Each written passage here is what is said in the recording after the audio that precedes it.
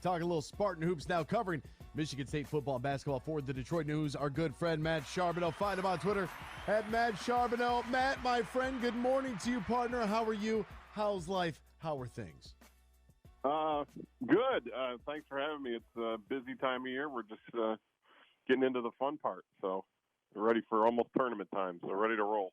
Almost tournament time. Hey, I got to ask you this, and we were laughing about it earlier. What in the NBA is going on with Michigan State basketball? That was one of the top defensive teams in the country.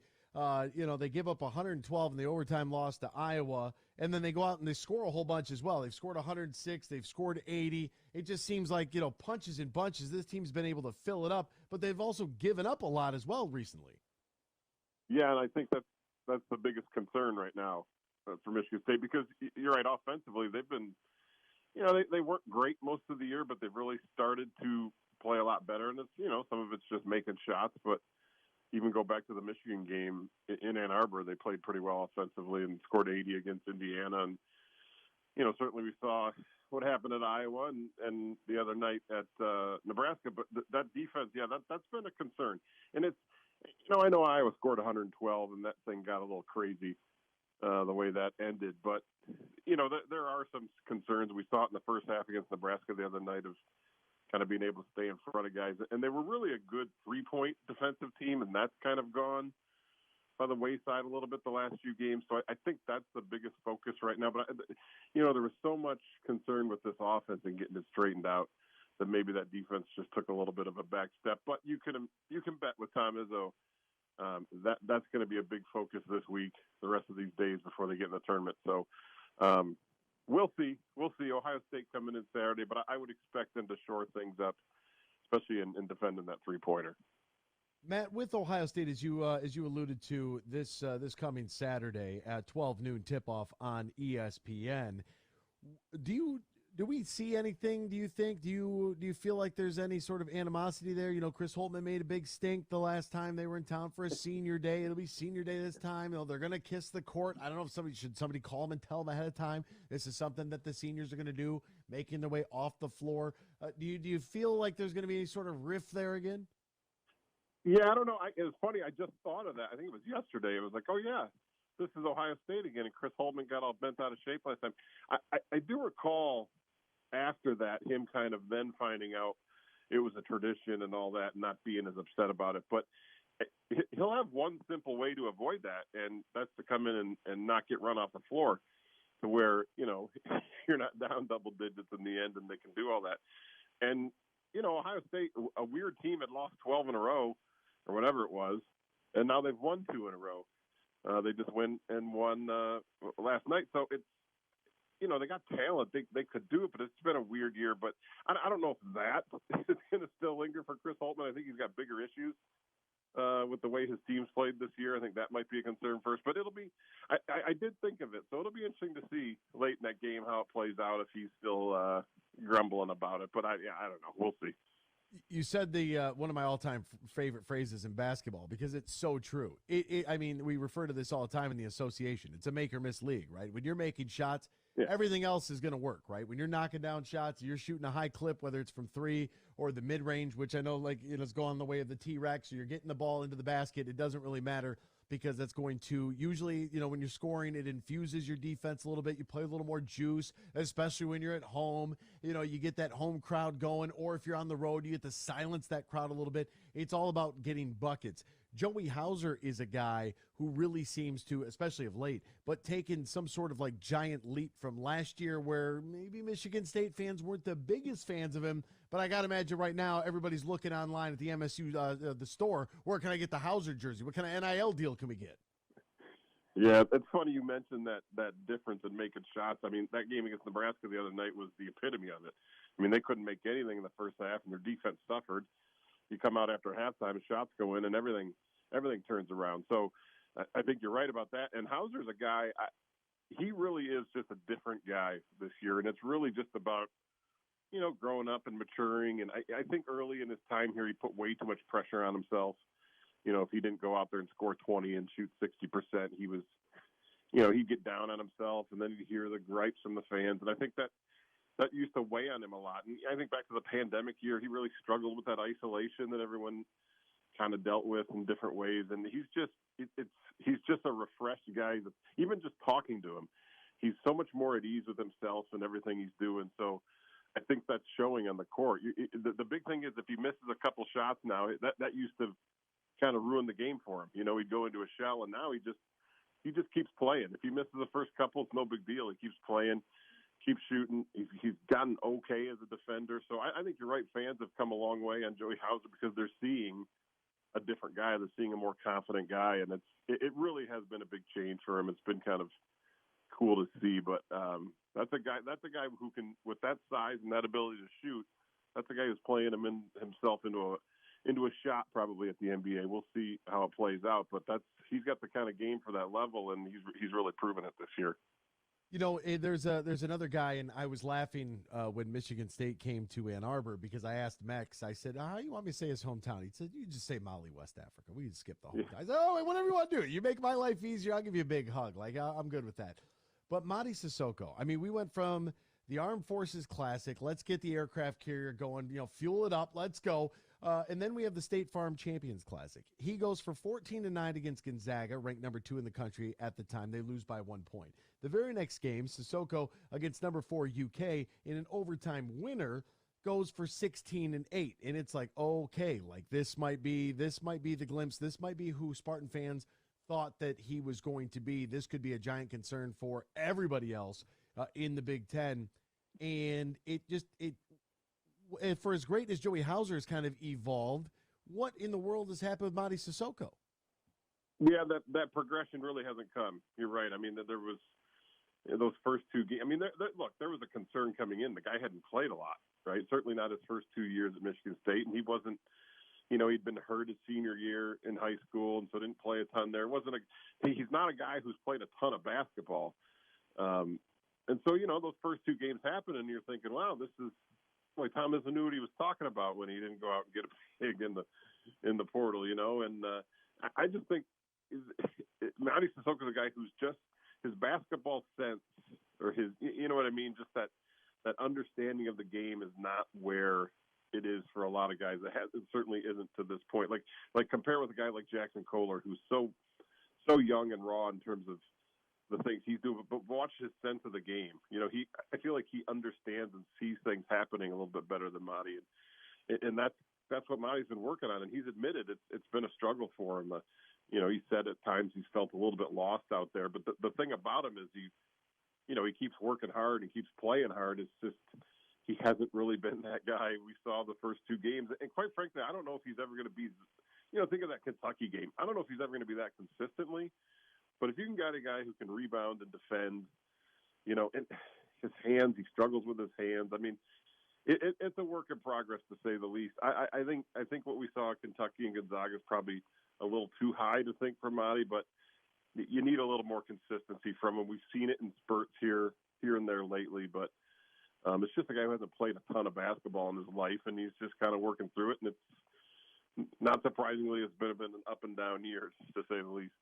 Yeah, and if you haven't played a ton of hoops and you're trying to get used to the game and trying to get used to the game at this level, at that institution with that head coach and those expectations, that could be a challenge. It'd be a challenge for everybody. Remember, they still are just very young adults. One of the things I like a lot about this Spartans team is I really like their guard play, right? I like Tyson Walker a lot, and I really like Jaden Akins. And I don't know, I'm having a hard time, and maybe you can help me with this. I don't know if I like Jaden Akins a lot because of what he's been able to do out there in year number 2, or if I like him a lot because I want to see him be successful because of all of the hullabaloo that took place with his former AAU team and a guy that was committed to Michigan State, and then Tom Izzo stuck by his side, and I really wanted that to work out for him because I thought that it meant a lot to me, and I'm 10,000 feet away. You know what I mean? So for Jaden Akins, he's a guy I want to see be successful at this level.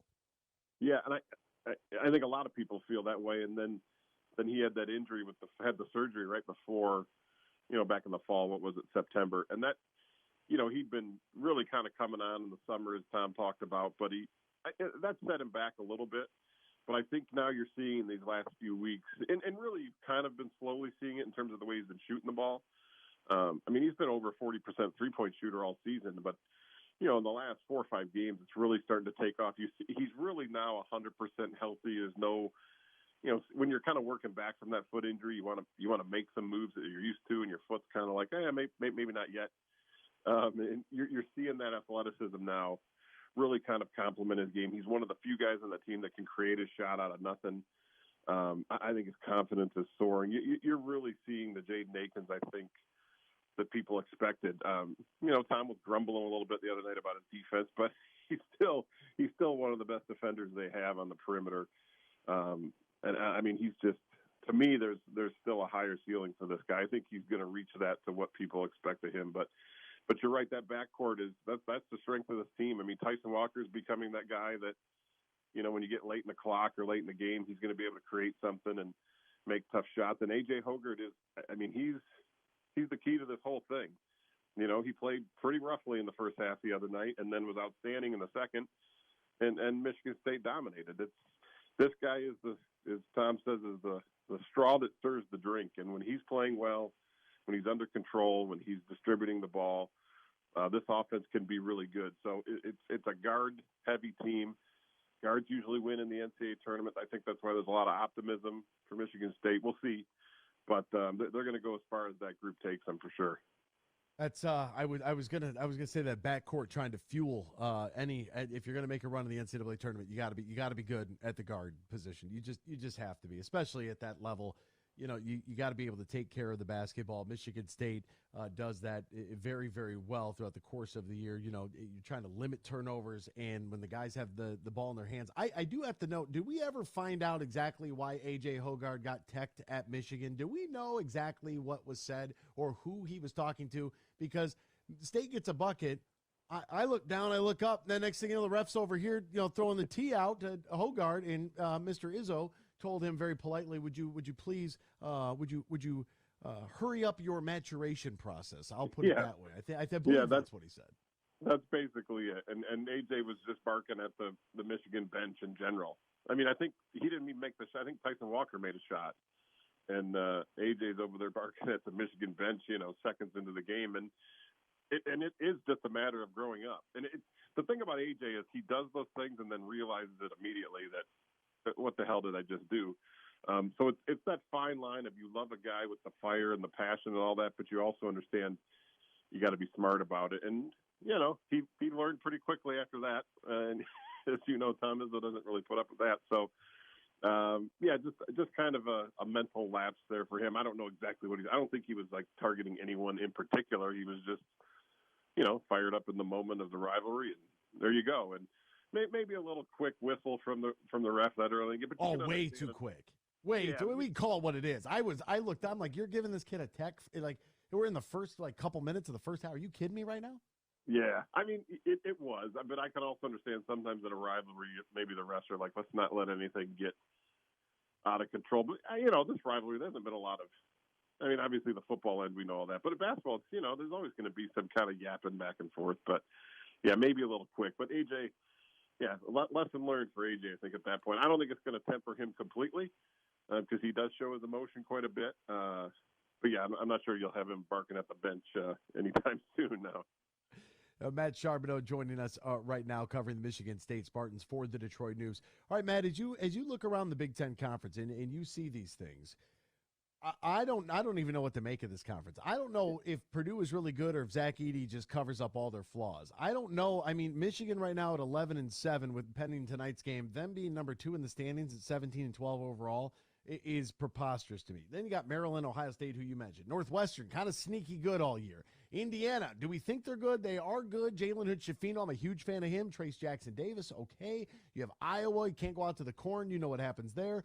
Illinois, don't really know what to think about them. Michigan State, how good or bad is the Big Ten? What is the Big Ten? When you watch it and you see it night after night, what do you see from this conference? How many bids do you think they'll get to the tournament?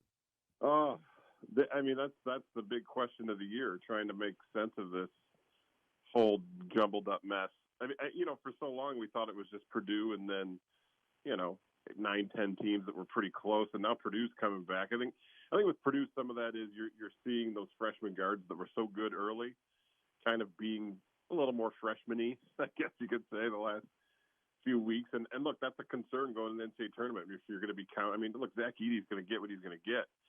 But you need those guys making shots and playing well, and we'll see if they handle the pressure of tournament time. I think they'll probably still be okay this week and win the championship outright. But the craziest thing is looking right now, I think technically in second place is Michigan, and they're on the NCAA tournament bubble. Like what?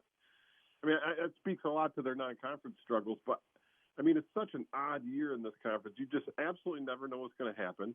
Like Maryland's been outstanding at home, but they absolutely can't win on the road. Like, what does that mean? Northwestern has been pretty darn good, but then they lose last night. It's just Illinois has got tons of talent, but it doesn't seem to fit all the time. It's such a kind of clustered up mess. I don't know if it means they're all really good and they just beat each other. My guess is it's more a little bit they're all pretty solid, but they've all got their flaws, right? Like, just Michigan State, the team we're talking about, doesn't have a big, right? So there's no depth there.